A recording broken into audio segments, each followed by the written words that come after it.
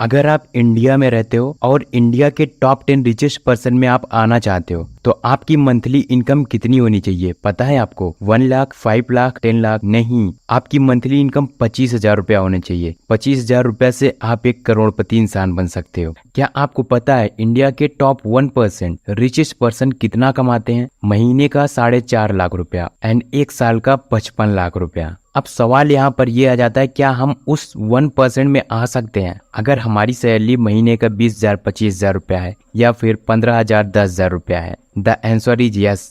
अगर आपकी सैलरी कम है फिर भी आप करोड़पति बन सकते हैं। इसके प्रूफ के लिए बहुत सारे एग्जाम्पल हैं जिन्होंने जॉब करते करते अमीर बने हैं। रोनाल्ड रीड, ये एक सफाई का कार्य करते थे एंड इनका ओवरऑल नेटवर्क देखा जाए तो $8 मिलियन का है।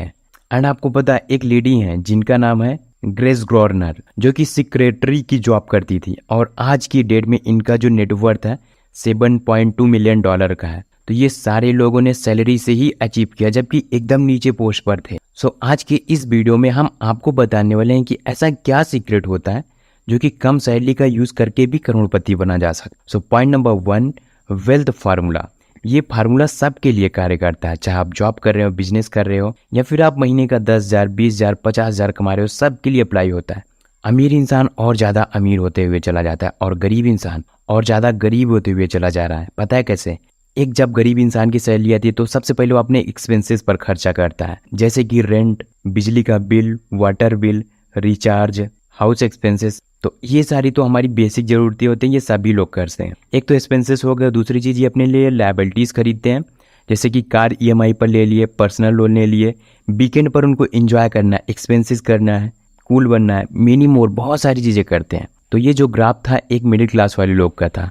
एंड वहीं पर जो सेकेंड पर्सन आ जाते हैं जो कि अमीर हैं, वो क्या करते हैं, सेम पहले उनकी सैलरी आती है, सेम वो अपने एक्सपेंसेस पर खर्चा करते हैं जैसे कि सभी लोग करते हैं। फिर वो जो पैसा बचता है वो अपने लायबिलिटीज़ की जगह एसिड पर लगाते हैं। अब यहाँ पर डिफरेंट ये आ जाता है कि जो मिडिल क्लास वाले लोग हैं उनके एक्सपेंसेस खत्म होने के बाद वो लायबिलिटीज़ पर खर्चा करते हैं। एंड वहीं पर जो एक रिचेस्ट पर्सन है, जैसे कि उसका एक्सपेंस खत्म हो जाता है तो अपने लिए एसिड क्रिएट करता है।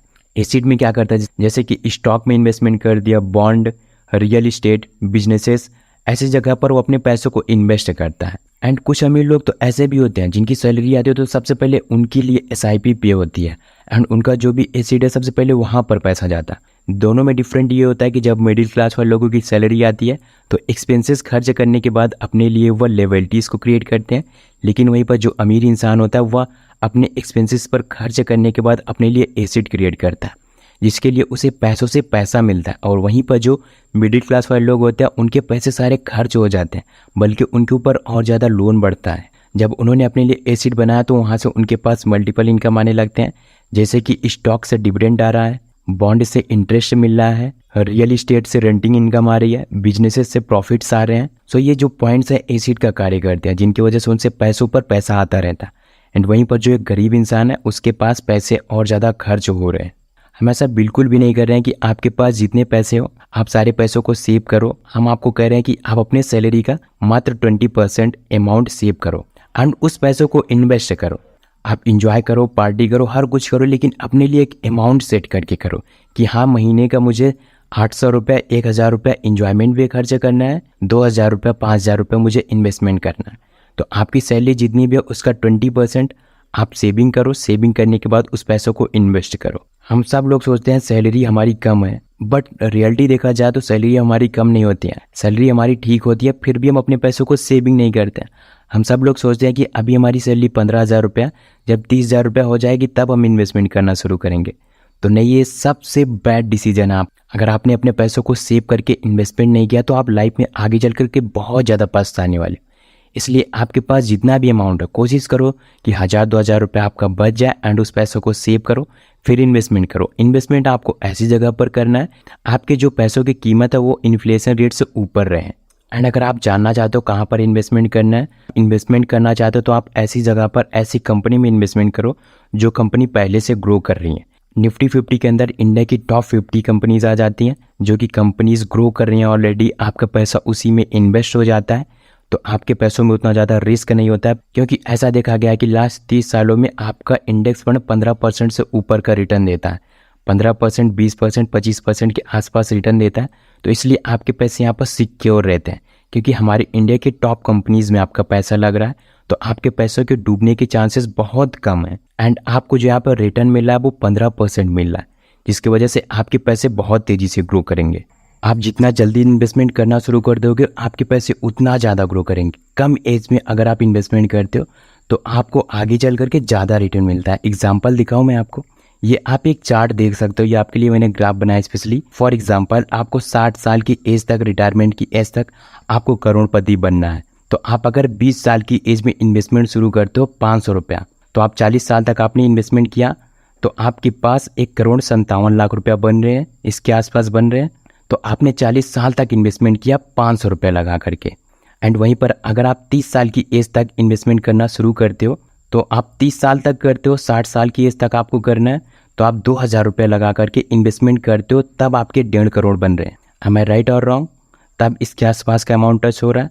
एंड वहीं पर अगर आप 40 साल की एज में इन्वेस्टमेंट करते हो तो आपको 20 साल तक करना पड़ेगा, तो आपको 10,000 रुपया देना पड़ेगा मंथली वाइज, तब आपके जा करके 1.5 करोड़ रुपया बनेंगे। एंड अगर आप 50 से 60 साल की एज में करना चाहते हो तो आपको 50,000 रुपया देना पड़ेगा 10 सालों के लिए, तभी 60 साल की एज तक आप करोड़पति बन पाओगे। तो इसके लिए आपको 10 साल देना पड़ेगा। तो आप समझ रहे हो, आप 500 रुपये दे करके 60 साल की एज तक करोड़पति बन सकते हैं। ये आपके लिए बेस्ट ऑप्शन है। या फिर आप 30 से 40 की एज तक देना चाहते हो, अगर आपकी एज 30 साल तक है तब भी गुड है, क्योंकि 40 से 50 की एज तो बहुत ज़्यादा हो जाती है। तो इसलिए आप मेक श्योर करो, जितना ज़्यादा से ज़्यादा जल्दी इन्वेस्टमेंट करना शुरू कर दोगे उतना ज़्यादा आपको रिटर्न मिलना शुरू हो जाएगा, क्योंकि वहाँ पर हमारे पैसों में कंपाउंडिंग वर्क करने लगती है। कंपाउंडिंग का आप ग्राफ देखना चाहते हो तो कंपाउंडिंग का ग्राफ कुछ इस तरीके से होता है।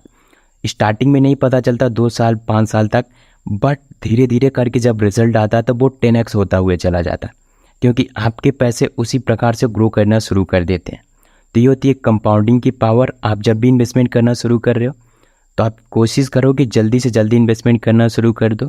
अभी आप मत डिले करो, स्टार्ट राइट नाउ। आपके पास 1,000 रुपये है तो आप 1,000 रुपये से इन्वेस्टमेंट करना शुरू करो एंड लॉन्ग टाइम तक ग्रो करो। सेकेंड थिंग, जब आपकी सैलरी बढ़ती है तो आप अपने इन्वेस्टमेंट अमाउंट को भी बढ़ाते रहोगे।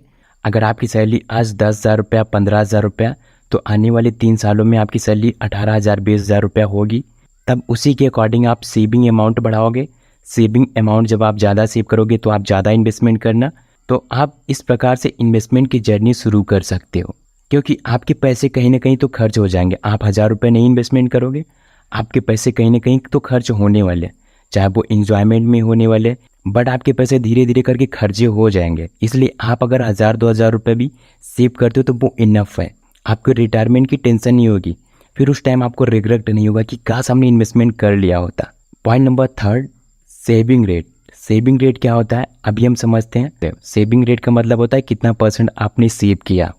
जैसे अगर 50,000 रुपये आपकी सैलरी है तो आप 2,500 रुपया सेव करते हो, इसका मतलब आपका जो सेविंग रेट है 5% हुआ, तो ये होता है सेविंग रेट। एक एग्जांपल ले लेते हैं हम, सेविंग रेट से कितना ज़्यादा प्रॉफिट होता है। मान के चलो 2 दोस्त हैं, राम और श्याम, 50,000 रुपया पर मंथ पा रहे थे एंड दोनों की सैलरी 50,000 रुपया पर मंथ है। राम क्या करता है, 1% पैसा अपना सेव करता है और उससे 10% का रिटर्न मिल रहा था, और वहीं पर जो श्याम है वो 10% अपना पैसा सेव करता है एंड वहाँ पर उसको 1% का रिटर्न मिल रहा था। तो 30 साल बाद हम दोनों का देखते हैं कितना हुआ। तो जो राम है 50,000 में देखा जाए तो 1% 500 रुपया बन रहा है। तो राम के पास जनरेट हुआ 30 साल बाद 11,39,636 रुपया। अगर श्याम सेव कर रहा है 10% एंड उसको जो रिटर्न मिला वो 1% है, तो 5,000 रुपये उसका अमाउंट हुआ।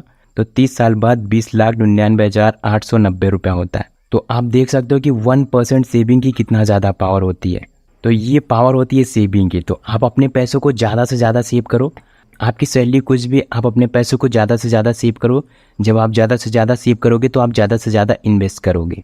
तो इन्वेस्टमेंट के लिए हमने आपको बता दिया कि आप म्यूचुअल फंड में भी इन्वेस्टमेंट कर सकते हो, क्योंकि आपके पैसे वहाँ पर कोई और मैनेज कर रहा है।